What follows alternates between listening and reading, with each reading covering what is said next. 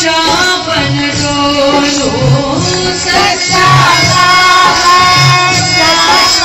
Dolo, जग को समझू खेला, मैं मिट्टी का ढेला, मैं मिट्टी का ढेला, मैं मिट्टी का ढेला,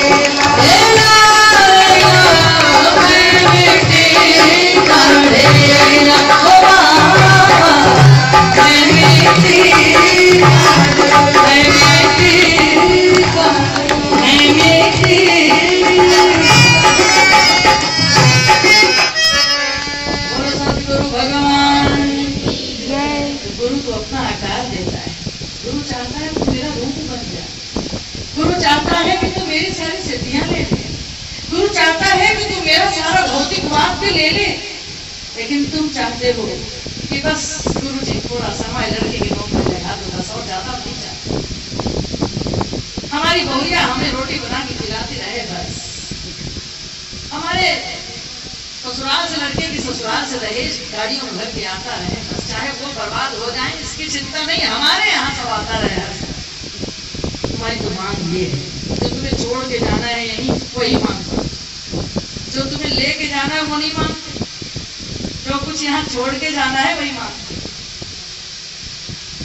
सच्चा अपने आप में बाबा के भाव में धीरे धीरे अपने को बना रहा है, धीरे धीरे सच्चा रूप ले रहा है। आ गए प्रयाग की उस धरती पर, केवल जहां अभी समाधि है उस जगह मात्र एक झोपड़ी, फूस की झोपड़ी बनाकर महाराष्ट्री को अनुभव हुआ कि वहीं जाओ वहीं रहो और वही केंद्र होगा परिवर्तन का संसार के। तुम वहां जाओ, जो कुछ भीतर से कहा जा रहा है महाराज जी वही कर रहे हैं, ध्यान देना, कुछ अपने मन से नहीं कर रहे हैं, वही रहने लगे। सभी जुड़ गए, हमारा भी परिवार और भी बहुत से लोग सब धीरे धीरे जुड़ने लगे। धीरे से एक संस्था बनी, जो अकेली पार्लियामेंट थी उसको तो गिरधारी बाबा जी ने ही तोड़ दिया था। इन्होंने फिर एक संघ के नाम से संस्था बनाई, जिसमें सभी अध्यक्ष, महामंत्री, कोषाध्यक्ष सब इस प्रकार की पूरी संस्था बनकर उस व्यवस्था को चलाने लगे। जिस समय उस स्थान पर आए, चारों तरफ केवल गुंडे और बदमाशों का कहर। अरेल एक ऐसा गांव था जहां लोग जाने से डरते थे। शाम 5 बजे के बाद वहां कोई जाता नहीं था क्योंकि लूट लिया जाए। उस जगह पर महाराज जी ने वो स्थान बनाया और वहां बैठे और बैठते ही धीरे धीरे उनकी सात्विकता, शहर से आने लगे लोग धीरे धीरे बढ़ने लगे। लेकिन वही फक्कड़ी थी, खाने को था नहीं। जो कुछ भक्त ले आए, लैया ले आए, कहीं इलायची दाना आ गया, किसी दिन रेवड़ी प्रसाद में मिल जाती तो लोग समझते आज तो बहुत बड़ी चीज मिल गई। और इस तरह से धीरे धीरे कार्य चलने लगा। बहुत से लोग जुड़ गए, जैसा कि भीतर से भाव मिला था, जितने जानने वाले हैं सब साथ हो जाएंगे। और इस प्रकार सन 50 से लेकर के और 55, 58 तक यह स्थिति रही। लोग बढ़ने लगे धीरे धीरे बाबा के प्रभाव में, अपने आप सब होने लगा। अब ऐसी स्थिति में एक दिन महाराष्ट्र ने अनुभव में देखा, विश्व की समस्त भाषाओं की पुस्तकें सबसे नीचे, उसके सबसे नीचे संस्कृत की भाषा की पुस्तक रखी और सब ऊपर रखी।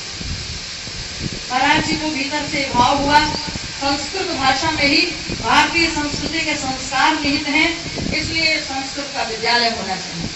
संस्कृत भाषा का विद्यालय उन्होंने खोला। उसकी स्थापना भी ऐसे ही सन 55 और 58 के बीच में हुई। और जो जितने भी हमारे महाराष्ट्र के शिष्य थे वही उसके विद्यार्थी हुए। और आज भी वो विद्यालय सच्चा अध्यात्म संस्कृत महाविद्यालय के नाम से शान से खड़ा हुआ है। 250-300 विद्यार्थी, ब्राह्मण छात्र, गरीब घरों के छात्र, अमीरों को नहीं, गरीब के घरों के, जिनके घर में पढ़ाने के लिए बच्चों के पास पैसा नहीं, वो आश्रम डाल जाते हैं। उन बच्चों को हम सब संस्कार भी देते हैं, उनका जनेऊ यज्ञोपवीत कराते हैं। बसंत पंचमी में करीब 100, 125, 150, 200 बच्चों का हर वर्ष यज्ञोपवीत होता है। और उन विद्यार्थियों को, उन ब्राह्मण छात्रों को हम ऐसी शिक्षा देते हैं कि वो भूखे न रहें, अपने परिवार भी पाल सकें और संसार और समाज में संस्कार का प्रचार भी कर सकें। उसी विद्यालय से बहुत से भागवत कथाकार निकले, बहुत से संत बन गए, बहुत से मिलिट्री में धर्म गुरु की पोस्ट होती है, उसमें बहुतों का उद्धार हुआ, बहुतों ने विद्यालय खोल लिया, बहुत कहीं ना कहीं मास्टर हेडमास्टर हो गए। उसके बाद कर्मकांड की विधा को भी हम सिखाते हैं और उस कर्मकांड में बहुत से विद्यार्थी अपने में कभी आचार्य हो गए, कोई शास्त्री हो गए, कोई इस प्रकार से पठन पाठन, और ऐसा वह कार्य आज तक चल रहा है। ये महाराष्ट्र की देन इस समाज को हुई। कवर्गीय विद्यालय है वो संस्कृत काशी हिंदू यूनिवर्सिटी जो मदन मोहन मालवीय के द्वारा स्थापित की गई है। मदन मोहन मालवीय जी का नाम आप लोगों ने सुना होगा, उनसे भी जुड़ी एक बहुत अच्छी घटना हम आपको अभी बताएंगे। और वहीं से एफिलिएटेड यह विद्यालय आज चल रहा है। महाराष्ट्र का भाव और बढ़ता रहा, धीरे धीरे संसार में महाराष्ट्र को लगा